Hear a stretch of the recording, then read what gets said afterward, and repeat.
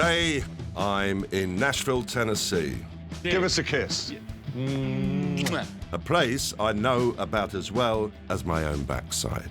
Well, they said the weather was all right until I got here and f***ed everything up. And I'm here to meet Kings of Leon, who want to show me their hometown. The last time I was in the back of a truck like this, I threw up everywhere. And help me discover how a group of good old boys raised by a Pentecostal preacher came to rock so damn hard in Nashville.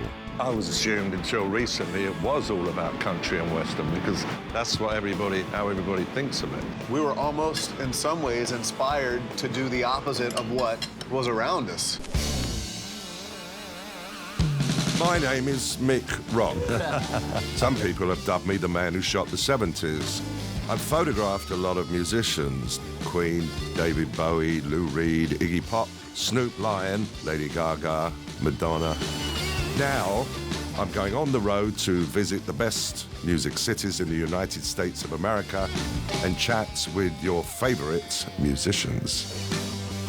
Join us for Going on the Record with Mrs. Rock's one and only son, Mick.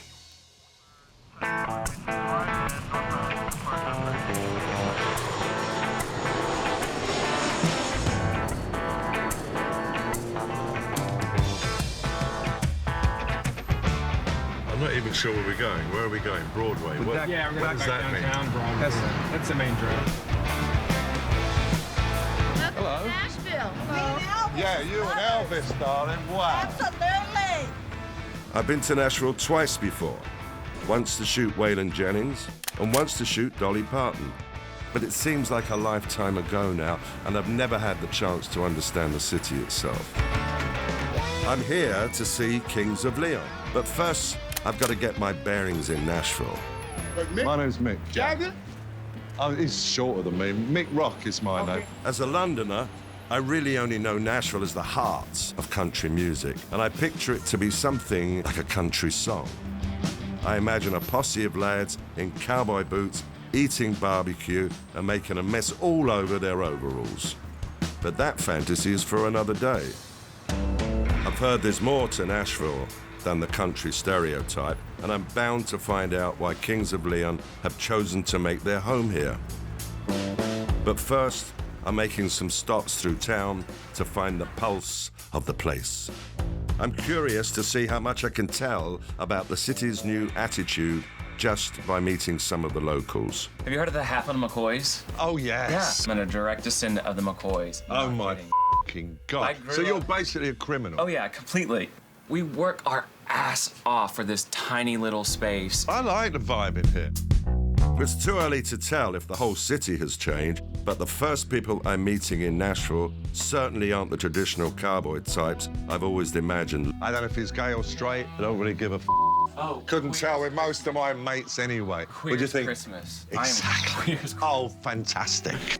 David Bowie, Lou Reed, Freddie Mercury. Oh, yeah. I did all the early famous pictures. Of course you did. I helped drag the whole thing out of the closet, so I'm allowed to be politically incorrect. Oh, you have to be. Give us a kiss. Maybe this is my kind of city after all. Be good. But there are still a few markers of the old guard here. And to truly understand Nashville, I've got to see everything, the new and the old. After all, some things last for a reason. Hello, Hello. welcome to Hat Show Print. We've been in Nashville since 1879. We do 600 poster jobs a year. Wow. Is this some of the old type from the 1800s too? Yes, it is. Some of Okay, it's you even have older, the everything. shop. The shop is as fairly intact as possible. Wow. Really another- famous guy. We're doing some posters for him for Willie. his New Year's Eve show this year. We got this plate made here. Let me feel it. Yeah. I want this. And so stuff like Sneak this. in after dark and steal it. Once we typeset the poster, we have to print the poster. Ah. One piece of paper at a time, one color at a time. A dingbat is a decorative element, so Oh, it's so there not- really is something it's called an a official- dingbat. It's an official word. I always use the word like he's a f***ing dingbat. Well, we meaning do he's a that too. So what do you feel about modern technology trying to grab all the action on this, you know? Well, you know what? People come to us for this texture, for this grain on here that's impossible to replicate digitally. So you could do a Mick Rock poster. We sure can. Oh, like real big lettering, yeah. And then a You gotta read it K. backwards so that you can print it forwards. Everything's typeset backwards. Give me a K.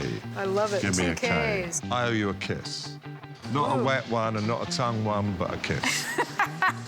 Hatch clearly created that iconic Nashville aesthetic. What do you know about the Kings of Leon? They're from this neck of the woods. We have a poster right up there. Oh, I gotta get that. No better time to meet the men themselves. I'm stepping out of the past and into the present. I'm off to meet the Kings at Grimey's, a store that I hear still sells actual records, at a place that's apparently a favorite of Kings of Leon. That is sexy. They've asked me to meet them here for a look around. Well, they said the weather was all right until I got here and f***ed everything up. Hello, darlings. How's it going, man? Pleasure. Nathan. Yes. Nice to meet you. Pleasure. Yes, sir. Well, I'm meeting all but Caleb, the lead singer.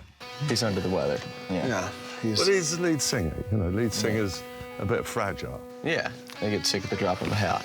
Yeah. Though we're just meeting, I'm well aware of their platinum records and Grammy wins.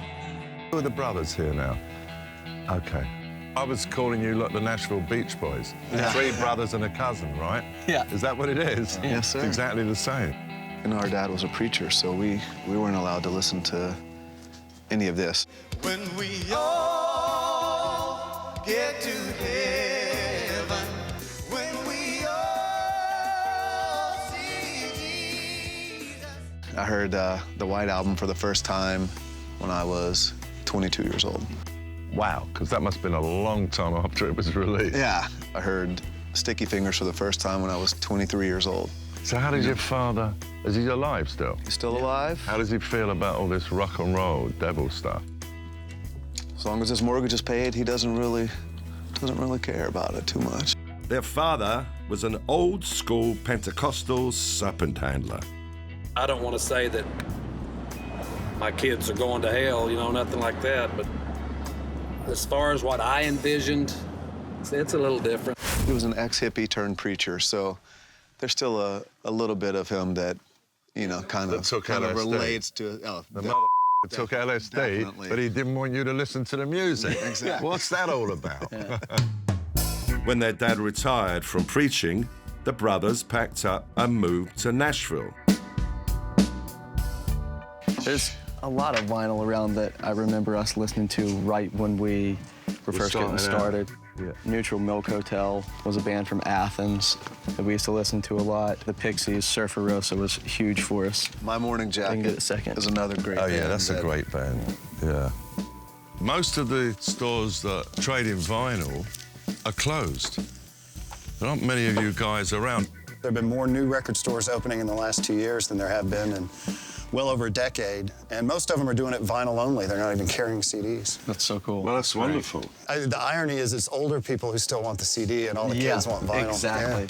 Don't even have raw power. Unless you've got it under the Stooges. Yeah. It might be under Stooges. Could be. Let's find out. Because it is Iggy and the Stooges. Oh, Saved. And look, that's a Mick Rock photo on there. Wow. 3 months after it was released, it was in the 50-cent bin. I mean, it was a complete loser. Wow. At the time. Now it's one of the great albums of all time. He hasn't Quality. changed too much. He's an extraordinary cat. We did a show one time, and Iggy was backstage, and he said, "I know where you get your jeans at." I was like, "Oh, yeah, really? Where?" He said, "Same place I get mine, your girlfriend's closet." And then just walked off. I was like, that's kind of cool. That's very Iggy. We're going to go to We're Adele's. going to go to Adele's. Yes. And what real- is Adele's? It is the biggest restaurant in all of Nashville. We got a plan together and Oh, you put money into it too? opened the restaurant, and it's doing great. Let's head for Adele's. All right. Yeah, the first show, you're so nervous. Our show sizes were doubling with each record. But you still like each other after? I mean, you've been under a lot of pressure. That's why they invented separate dressing rooms. Turn off your goddamn camera. We didn't all have dressing rooms. We'd be like, seriously, guys.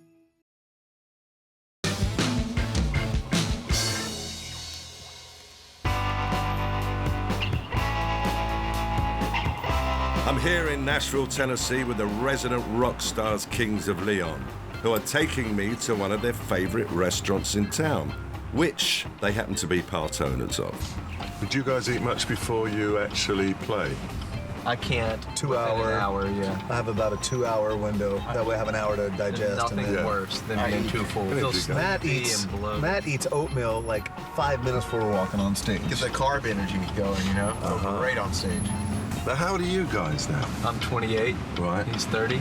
Well, you haven't been that debauched, I can see, and you're obviously not heavy drinkers. But they all say a little red wine, one glass of red wine a night is great for your or a little marijuana. Well, then my heart is in great shape. Yeah. So Adele's, we're pulling up to it here on the left. It was an old tire garage. This is our spot. You guys were really young. Yeah, I was 15. 15. Wow. And how old were you? 17. Jared would call my room and be like, I'm going out with a girl. Okay, I'll be back in like a little while. Like, just wanted to let you guys know. They were so young when we first started out. Yes. You travel, you spend a lot of time in each other's pockets. But you still like each other. But we see each other off the road as well as on the road, so there's really no getting away. It's easier to like everybody when you're not touring. Because you're going to wake up some mornings and just not be in the fucking mood for dealing. You say, well, can I not deal with you today? Yeah. Because unfortunately, you have to. I'm not saying anything to you. Okay, then sit down and fucking Then shut you your fucking turn off your goddamn Sit down and shut your fucking mouth. That's why they invented separate dressing rooms. I remember the first band we ever toured with, and I was like, what pretentious assholes. Like, why do you need your own room to... And now we get to a place, we didn't all have dressing rooms, we'd be like, seriously, guys, like, this is where I get my game face on. You've got to entertain a lot of people. Yeah, the first show, you're so nervous. Well, usually, like, it's touring an album, so it's the first time playing these new songs and stuff. So we get out there, we're nervous for the first one. I'm always so nervous for the first one. Then after that, it's just, you start to have more fun. And then by the end of it, you're kind of ready to take a break, you know? The Kings have played all over God's green earth, selling out some of the biggest venues in the world. Why the Kings of Leon? That's an interesting question. Our grandfather's name, Leon. Uh-huh. And Kings. Caleb came home one day, he was stoned, and we were all stoned, I'm sure, and he told me, Kings of Leon. That was I partly... think his explanation was like a mythical like gang. You thought about like dad and his dad. They stole motorcycles. They used to get into fights all the time, getting knives pulled on them and stuff like that. Thinking about our dads being in kind of like a street gang and being called the Kings of Leon. We grew up not well off. Like, you know, our dad was a traveling preacher. We didn't really always have a lot. We never starved. We always had clothes. Like, we weren't as bad off as some people are. But when we initially said Kings, we just thought that would be so funny. Like, because that's the last thing people you want. call us Kings, and we are as far removed from royalty as you could ever be. But how do you find living here? I mean, I was assumed until recently it was all about country and western because that's what how everybody thinks of it. It kind of was that way 15 years ago when we moved here. It was just kind of like... Yeah, that's why there wasn't... Yeah, that's song. why we were almost, in some ways, inspired to do the opposite of what was around us. A lot less competition for rock and roll in Nashville. Even local bands didn't like us because we hadn't paid our dues. Right. Like, you just come strolling into Nashville and you move here. You were very young. And we were very young, and you got these bands that have been doing van tours for 10 years, and he's 16 years old playing for more people in one night than they have the last 5 shows. Like, that's not right. We were a big indie band in America after the first album. Our show sizes were doubling with each record. Wow. How does that make you guys feel? Must make you feel like you did a couple of things right? You got all the way there. But getting there is half the battle. Getting there is the whole battle. No, when you get there, maintaining. Yeah. All right. I'm ready to roll. Caleb's off stage. The set list was thrown like a curveball. We're like, well, we're not going to sit here and just let him smile at them and let them throw beers at us.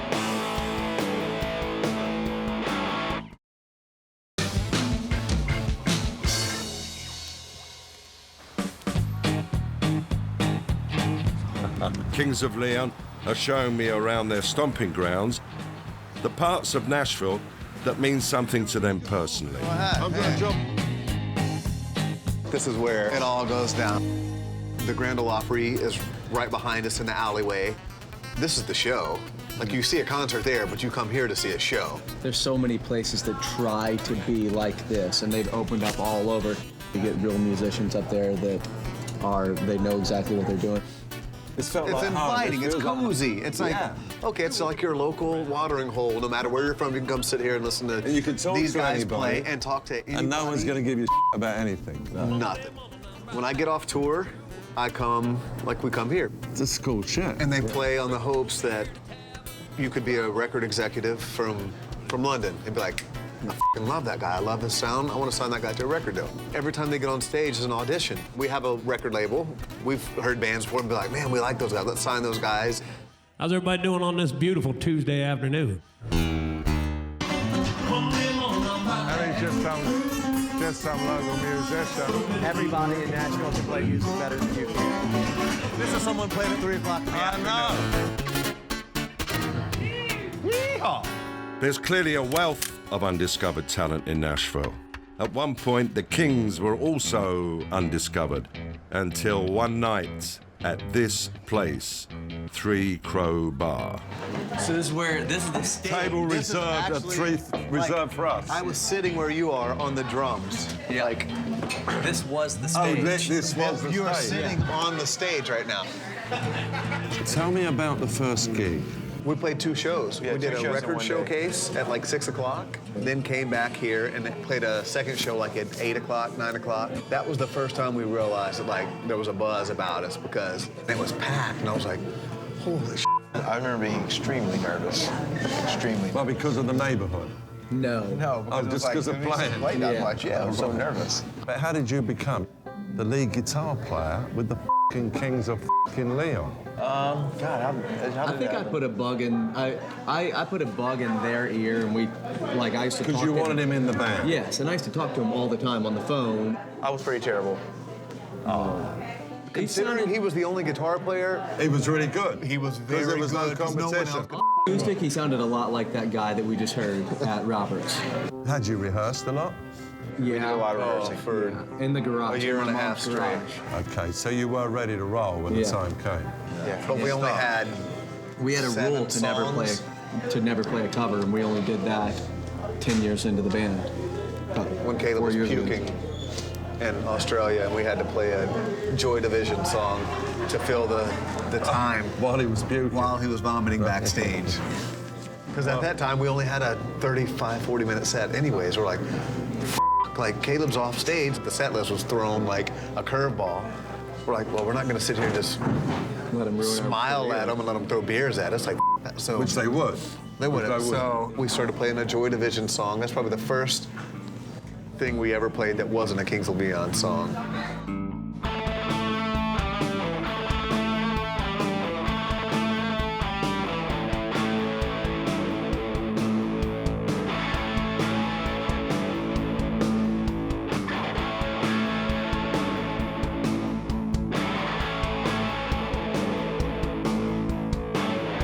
The culture of Nashville has grown so much since when we played here.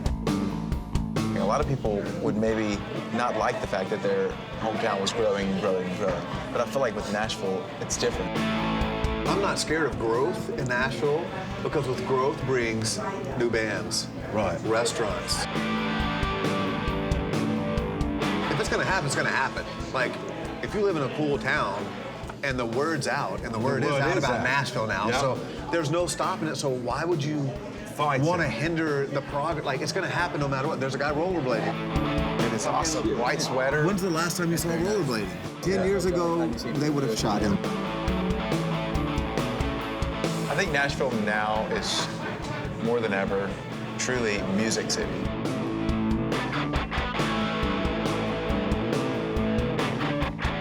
I'm surprised by all that Nashville has to offer.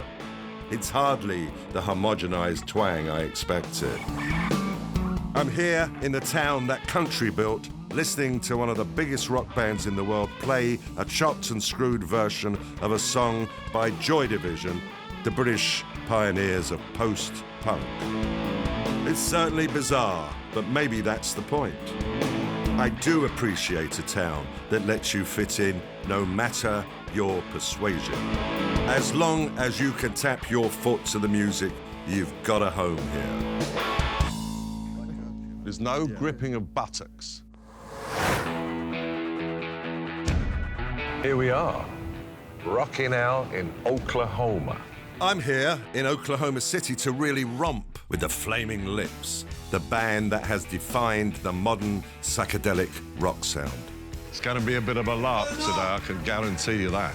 Santa Claus is from the North Pole. The Beatles are from Liverpool, and the Flaming Lips. The Flaming Lips are from Oklahoma City. Mick Rock has never been this close to an actual basketball in his life. I'm just glad you didn't throw your shoulder out. This could be called the Fun Factory, really, couldn't it? Right, but that seems a little square. That seems like we're gonna have pizza and cheese sandwiches, you know.